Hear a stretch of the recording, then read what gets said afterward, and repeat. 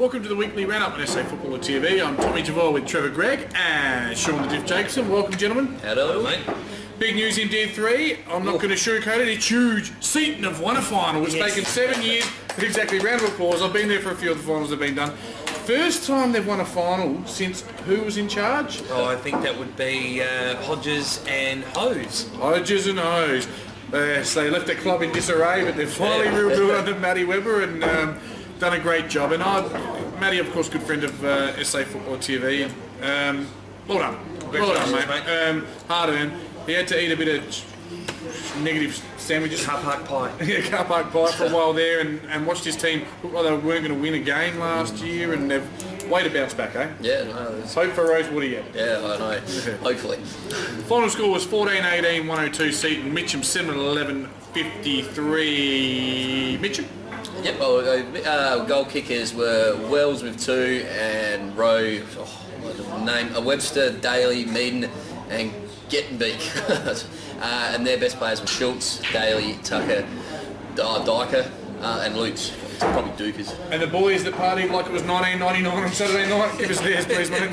And for the Ramblers, who obviously had a really good second and third quarters, Schwertzel with 2, same as Haaland, and Ladaudo with Tremaine, and then Cord, Goodwin, and a few others, including Harrow getting on there, and the Schwertzel, Walsh and Harris were the best players for the Rams. Looks like the full list is there, everyone's up and about and fit, and Div 3 you can win from 5th. I've seen it before, I'll see it again, you can win from 4th.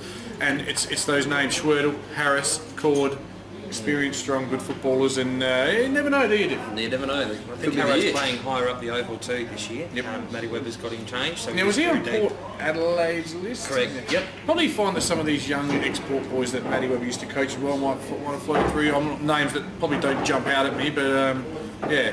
So, very well done. And old man Paul Marshall's still getting a kick, so they can't be that good.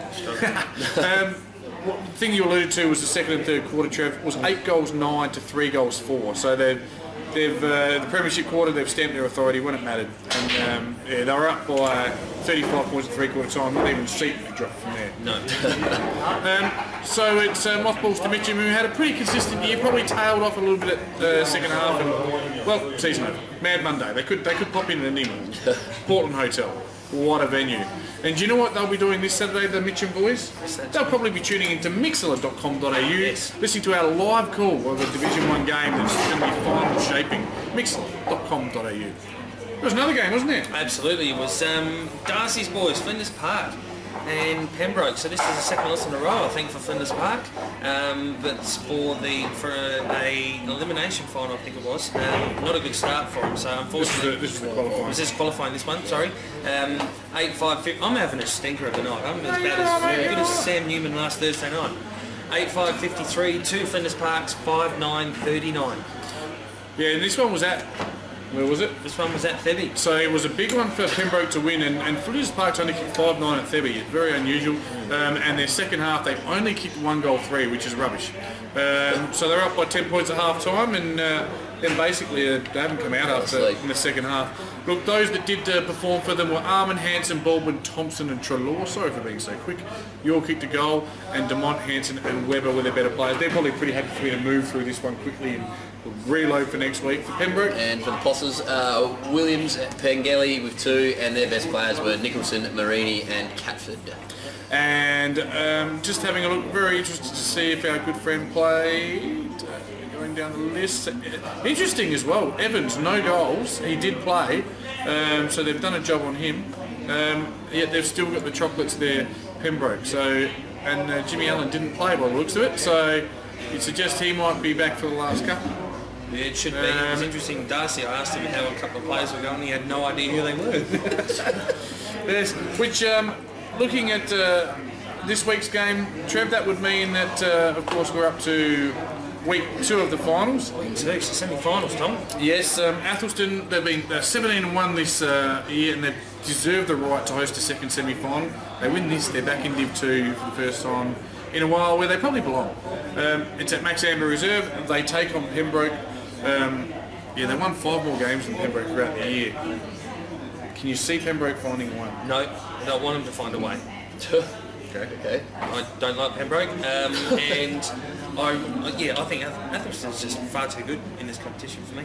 They actually broke the 2,000 point barrier as well in their 18 games, which is an average of about 113, 114 a game. Add that up later on, and I think it'd be quite impressed. Yeah, so it's Athelstan, yep. yeah, near on 20 goals every week.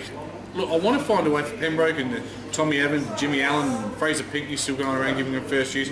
But Athelstan too good a spread. They've been really consistent all year. And it's not like one person is the go-to man at Athelstan. Lukey Randers kicked 56 goals, so he's had a great year. You're at a loss for the rest? I'm going Athelstan. And Flinders Park and Seton Ramblers at St Mary's Park. Yeah, well, Flinders Park coming off a pretty poor showing, really. It was poor in the sense they only kicked 39, you know what I mean? Like, I guess they were competitive. They only lost by 14 points. Yeah, but they've dropped off there a little bit, haven't they? Yeah, I don't know. It would be tough not being able to play on your home deck. But it's actually not looking too bad at the moment. But Seton Ramblers, they've got a little bit of form for me. Have they overachieved, Diff? Seton? No, I reckon they're... No, not in the last 5 years. Oh, sorry. But this year, have they overachieved? I mean, they've certainly surpassed our expectations. Let's call ourselves experts. Stuff it. Yeah, I should do what I want. I reckon they've overachieved. I didn't expect them to be winning finals. No, I'm with you. So, I'm going to back and win the second final though. I reckon they'll knock off Flinders Park. yeah, big space at Flinders Park. I reckon Flinders Park will find a way back this week, get their running game going.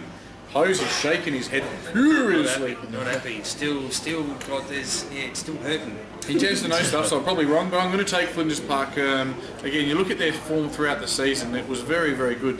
14-4. A couple of their losses were absolute stinkers, though.